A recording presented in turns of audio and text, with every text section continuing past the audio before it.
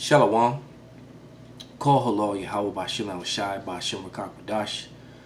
Double honors unto the apostles and the elders. Salutations to all my fellow laborers doing this work in truth and sincerity, risking their lives and their freedom to do so, now more so than ever. All right, those of the hopefully elect of the tabernacle of David scattered around the world to the four corners of the earth. Some mixed in with the heathen, sometimes looking like the heathen. To them I say shalom. To the Akwaf, the few sisters that are listening and learning, to you I give a hearty and sincere shalom.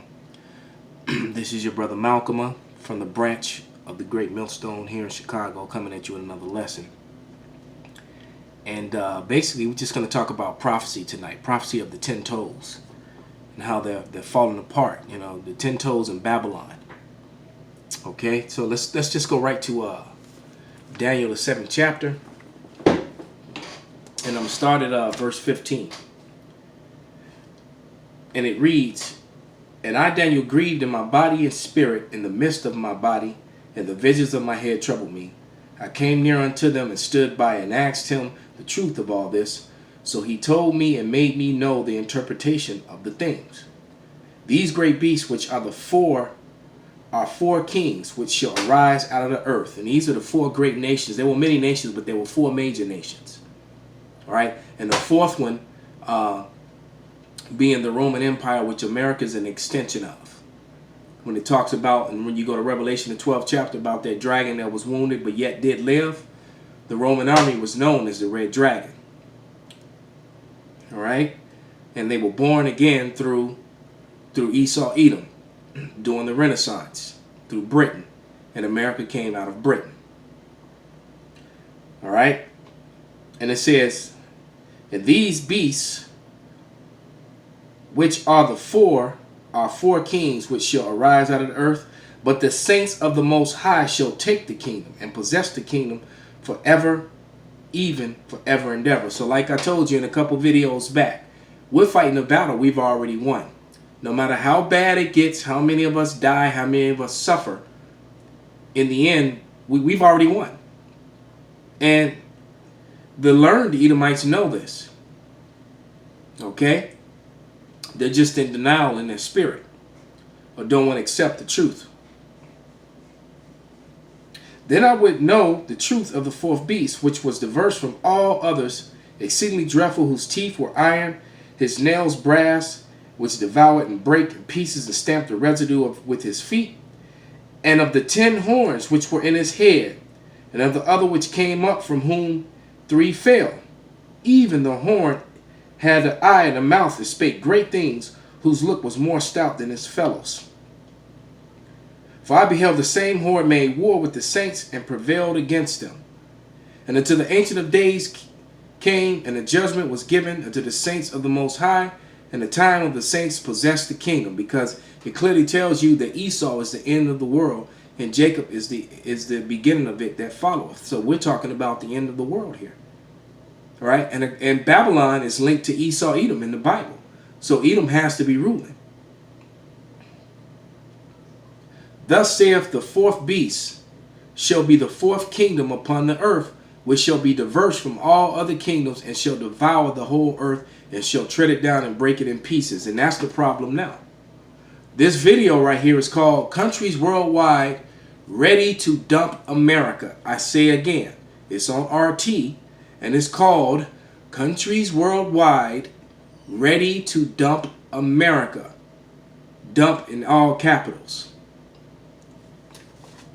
All right? Because let's read verse 24. "And the 10 horns out of this kingdom are the 10 kings that shall arise from another, shall rise after them, and shall be diverse from the first." And so when we get to the book of Revelations, I'll break it down a little bit further, but the NATO, all right, it started off with seven countries, all right, all Edomite countries, and then 10 countries formed NATO. All right, and the 7 were, I think it was Britain, Germania Minor, Portugal, Spain, France, and then there's one more which I'm forgetting right now. But those are the 7. And then out of them came the 10 horns. All right, so NATO is that beast, the 10-horned beast. All right, because horns represent powers, countries. Okay?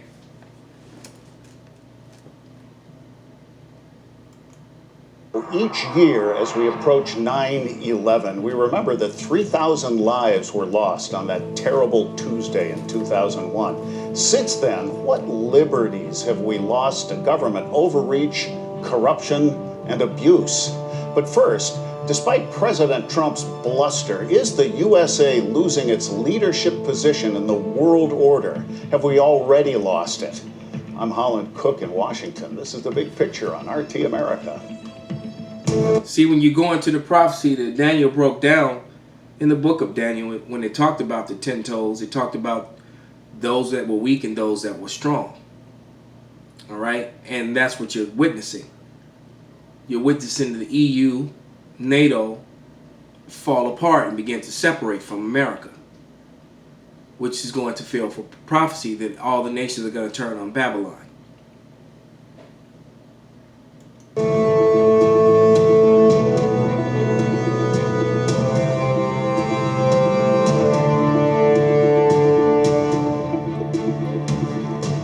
Implementing the Paris Climate Agreement, low carbon, sustainable development, 5G technology shared with all partners, all righteous goals that the world seeks from a leading superpower, and all elements of a comprehensive strategic partnership between China and Russia. Meanwhile, back on the ranch, our president has pulled us out of the JCPOA nuke treaty, imposed sanctions on Iran and tariffs on China, and he abides the regime change meddling in Venezuela and elsewhere. Is this erratic administration, plus emerging Eurasian collaboration, the perfect storm that can sink the US dollar as the world's preeminent currency and our leadership among nations? Let's ask RT defense expert, longtime Pentagon official Michael Maloof, and Peter Schiff, chief economist and global strategist at Euro-Pacific Capital. Welcome both. And Michael, during the recent G7 meeting, I couldn't resist the temptation. I muted my TV, and to me, the body language was very telling. Is it my imagination, or are other world leaders merely tolerating Trump's buffoonery? Well, they're trying to be polite, to answer your question, but on the other hand, they are looking in other directions. They see that the United States is going it alone with its America First approach, which is basically controlled by the neoconservatives in this government, and as a result of using economic warfare through sanctions and tariff battles with almost every country in the world these days. They're looking for alternatives, and we're beginning to see Europe, our Western partners there, beginning to look more eastward as a consequence. And I think as a result of all of this, and with a benchmark of the Trump administration, as you point. Like he said, the body language of the nations toward Trump. Not to mention that this devil up here over to his right over his shoulder just got fired, which is interesting that he's the Secretary of Defense, and you got the 9/11, anniversary, which that's the narrative that they want the world to believe has more holes in it than Swiss cheese, but yet they still want to try and make everybody believe it and stand by it. But that's neither here nor there. But this guy Michael Bolton right here, that's over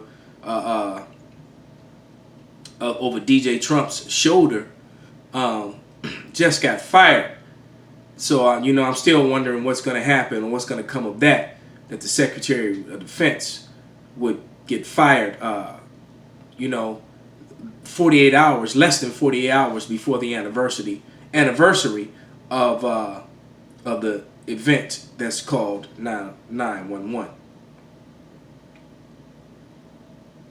Point out, dropping out of the JCPOA, the Iran nuclear agreement. Salakia, their body language says it all, man. This is Revelation 14:8. And they followed another angel saying, Babylon is fallen, that great city, because she made all the nations drink of the wine of the wrath of her fornication. See, everyone has laid down with this horror, which is America, and everyone has gotten some sort of venereal disease. Everyone is in fear of going to the bathroom because of the burning sensation or whatever pain that they're going to have because they all laid down with the same horror, man. All right? And the nations are basically tired of this place. So anyone who doesn't want to understand and believe that the nations of the world are going to turn on Babylon in the midst of World War III, which is already at hand, you clearly don't understand the scriptures, or you're being delusional. In May last year, that really set the tone for an acceleration of getting out from under the dominance of the U.S. dollar and the Western financial system, such as SWIFT and what have you, and looking for alternative approaches. And what we're seeing here is this acceleration. We're seeing Russia, China, Iran, Turkey, India, Pakistan, the BRICS countries of Brazil, China, Russia, and even South Africa beginning now to look more eastward in this pursuit. And it's not stopping. It's accelerating. And as a result of sanctions that are being put on our European friends, they're looking more eastward as a consequence. So this is beginning to evolve, but it's accelerating more rapidly now. Well, Peter, when I hit the mute button during the G7, admittedly what I am observing is subjective, but numbers are objective. Measurably, how is the USA's stature faring under this mercurial president? Well, first of all, the problems that the United States have, are way before Donald Trump. I mean, the real issue for the dollar and what's going to sink the dollar is our own fiscal profligacy. And these large deficits, budget deficits and trade deficits, were here long before we elected Donald Trump. Now, he has not done anything about it. In fact, the deficits are getting bigger, both trade and budget deficits. What has enabled this over the years has been the world's willingness to hold U.S. dollars as the primary reserve currency and to continue to loan money to Americans and to the U.S. government so we can continue to live beyond our means. We can have enormous government programs that we don't pay for, and we can consume all sorts of goods that we don't manufacture. And see, you can't consume your way to wealth and riches, man. All right? You just can't do it. And like you said, the nations of the world don't want to accept the American dollar as the world reserve currency. Everyone's looking for alternatives now. This is Revelation 17:1. And there came one of the seven angels which had the seven vials and talked with me, saying unto me, Come hither, I will show thee the judgment of the great whore that sitteth upon many waters. All right? Because there's many people here in America. All right? And America does sit upon many waters, with whom the kings of the earth have committed fornications, and the inhabitants of the earth have been made drunk with the wine of her fornications, her philosophy. All right, you got nations that have completely lost control over their female population and their way of life, and customs being broken, following after America, like the famous image of the big booty Iranian chick that climbed up the tower and started twerking. All right, where did she learn that from? She learned that from watching Western television, Western movies, Western videos. Nicki Minaj, what's her name? The Cardi B and J-Lo and all that mess. Okay, they learn that the whole disrespectful culture, woman before the man, woman equal to the man, woman above the man, which the Lord didn't. That's out of order. The Lord never set it up like that. All right, these other nations were actually, especially the ones, the so-called Middle East nations, were still holding on to the customs of the ancient world, which are actually righteous customs that keep an established order. That's why there's so much disorder in America. All right. Verse 3. So he carried me away into the spirit into the wilderness, and I saw the woman sit upon the scarlet-colored beast, full of the names of blasphemy, having 7 heads and 10 horns. There's those countries and NATO, as I spoke of earlier. prophecies that were fulfilled. Because remember, NATO started with 10 countries, you know, and NATO and the EU grew from there. And the woman was arrayed in purple and scarlet color and decked with gold and precious stones and pearls, having a golden cup in her hand full of abominations and filthiness of her fornication. All right, and it is, you know, the LGBTQ letters just keep getting bigger and bigger, and pretty soon, the way things are going, bestiality and pedophilia, well, bestiality is already acceptable and normal in some states, but it'll be acceptable completely across the board, and so will pedophilia, because they're looking to normalize it. That's why they're teaching these sort of things to kindergartners and first graders, that it's okay, you know. And then they have in the bathroom where anybody can go in it, and they're preparing. They're trying to make this, you know, they're making this Babylon / ancient Greece and Rome all over again. All right. Verse 5. And upon the forehead was a name written, Mystery Babylon the Great, the mother of harlots and the abominations of the earth. And so that's not, that would not be a nation except America. That's not the Iranians or the Arabs, the Palestinians or Hezbollah or the Taliban or any of them. Those things are learned here from the Americans. This do with thy will, you know, mentality. All right? And then Babylon is associated with the destruction of Esau, Edom. So that's how you know it's the daughter of Babylon, a new Babylon. So with that, I'm going to give all praises, glory, and honor unto Yahweh by Shem Shai by Hashem Rakak Wadash, Wa Abba Babal.